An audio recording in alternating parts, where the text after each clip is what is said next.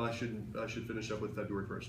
February's changes are all about the appraisals. Who was, other than Tad at the Missy was there too. You guys have any questions about the appraisal changes that are coming up here in February? Yes, no, maybe so? I do. I don't know that. Okay, so here's the deal. So at the housing forecast, they were basically talking about the big appraisal changes. It's not as much big appraisal changes as it is that Fannie Mae themselves has been gathering data on all appraisals for the last 5 years. Okay, so there's been a couple format changes that we've seen on our side as lenders, which has been just a waste of our time because we didn't understand what they were doing with it. We had to basically change how the data was inputted into our system when we ran DU and LP, the automated underwriting engines. The whole purpose was Fannie Mae was doing information data mining nationwide on values. That's what they were really doing.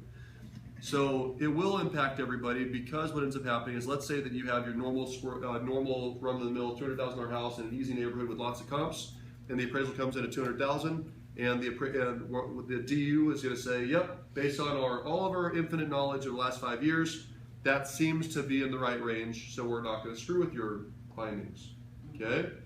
However, you have a house that's testing the rate that the appraisal limits, or that you're rolling in closing costs, or there just haven't been a lot of sales recently gathered, then all of a sudden, while your appraisal might even come in saying, yes, it's worth $200,000, DU's findings might say big warning sign of warning, warning, warning, this is out of whack of what we think the house is worth.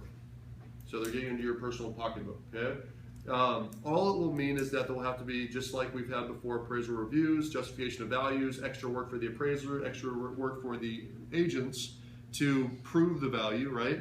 It basically means that the underwriter must address why it's out of range and why we should move forward with it. They must address it. It's basically, DU shows risk, so prove why it's worth the risk, that this is, even though it's out of our information, that it's worth it. It makes sense?